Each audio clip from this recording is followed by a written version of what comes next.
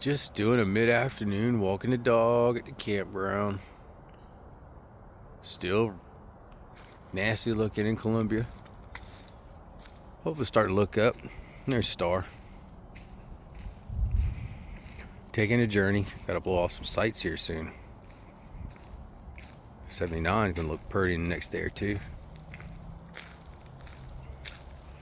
Couple of campers here. Couple of campers not here. We're up that way. Second one to the right.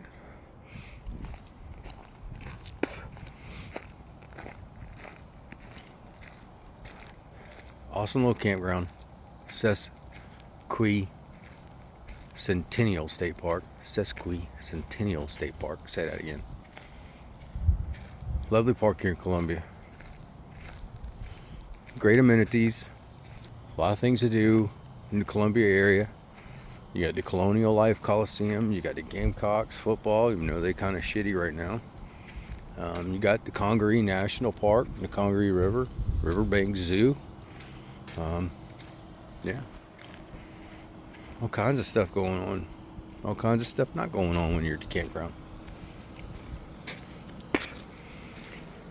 There's several spots at this campground at Sesquicentinnal State Park that are just absolutely awesome. 81. That's a nice one. When I'm blow it off, nice and level. Partial gravel, partial sand.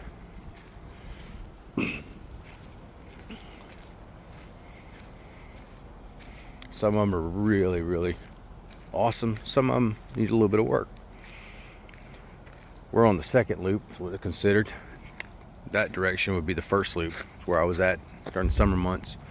That's usually the busier loop anytime versus just the weekends. They have more of the full hookups in that area.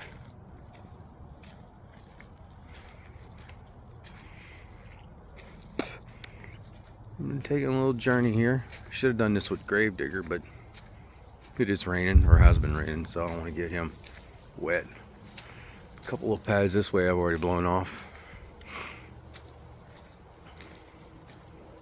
A lot of pine trees, a lot of pine needles. Bathrooms. There's one in the middle. There's one through the woods up there. If you ever get a chance to come to Sesquicentinnal State Parks, make sure you take a walk down by the park, check out the placards, check out the history. I'm gonna give you a little brief history of the hard labor, sacred land, or scarred land, sorry. This explains a little bit about the park. Explains about turpentine that comes from these long leaf pine needles from 1886 until at least 1900. Workers collected turpentine, which was used to thin paint and cut down the trees for lumber and so forth. There. And there. Turpentine. A little South Carolina history for you. Of course, state parks have your ADHD, your handicap sign. Sorry. There's one. That one where the fifth wheel's at's another. Sorry, trying to get my dog untwisted as I'm doing this campground review. What the fudge? There you go, Star. That's me up that way. There. Got a nice expandable to the side of me, and a nice little travel trailer to the side of me as well. Nice little camper here. Solid camper there. Arctic Fox. Oh, you got solar up top too. I like that. I absolutely love these J feathers by Jayco. Be it the J feather or the micro lights.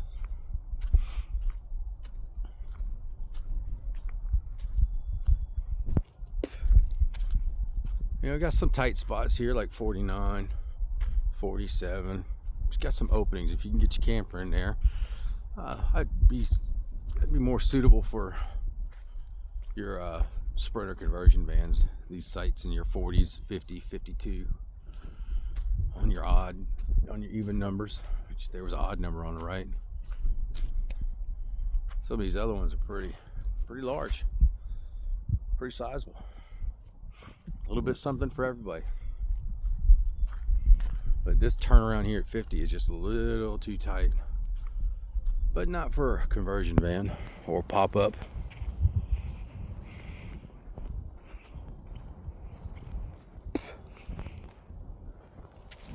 Upper loop bathhouse. 52 looks all right. Looks like it could be re-leveled. Definitely could fix the post. Somebody must have backed into that.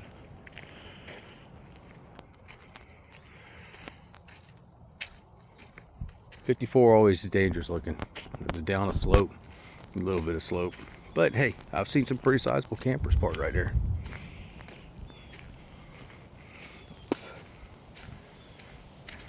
Definitely muddy through here on this 55 or 53. That'd be a site that they should probably dump some gravel on to absorb some of this water mess.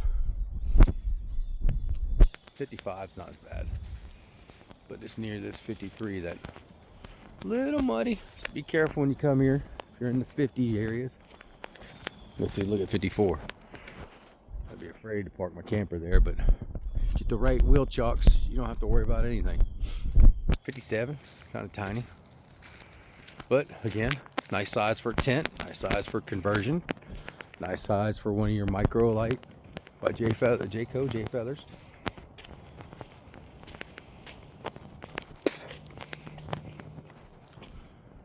You start to climb up this loop here into the high 50s, low 60s. My site's 60 or 72. 58. All these I'm getting ready to blow off with a backpack blower. Some of them I've already blown before the rain came. I'm a campground host, and besides just taking care of the bathhouses, I go a little extra mile. I will ask the park for a backpack blower if they can provide one, so I can blow them off so it's easier for people to see, like the roots. You know, it's easier for you to make an educated guess of where you want to park your camper and unload it when you can see them roots versus it being covered with pine straw. 360, 62, 63. Sorry if the review's not too up to quality standards. I am walking my dog, and I'm trying to be quick about it because it's starting to mist rain a little. It's kind of chilly. In the mid 50s today in Columbia, South Carolina. Wednesday, October the 9th. This is where all the fun began here. We stayed at 66 June 23rd for a 2-week vacation, but I also had already had a plan to be a campground host. Specifically unknown, but I chose this park because they were needing it. Left here to go to Hickory Knob, and I came back. That's where we started, right there. Now some of these have nice gravel pads and a little, like a seawall. 66, 67, 69. Somebody just left off of it. There's me. With my tent's already set up. Camper all set up. Got to do some skirting here soon. Got an idea where I brought a big old roll of plastic that I'd use underneath the mobile home that I've had for a while. I'm gonna go round up some pallets. We'll stack pallets around the camper for the winter time, at least till January. And I'm gonna staple this thick plastic to it. And these start the 70s on down to 84. Their 74 is astronomically huge. You could fit like 3 campers on that spot. This is 72, a host site. This is me. kids' bikes. Tent, hammock, lanterns, pumpkins. Oh my. Alright.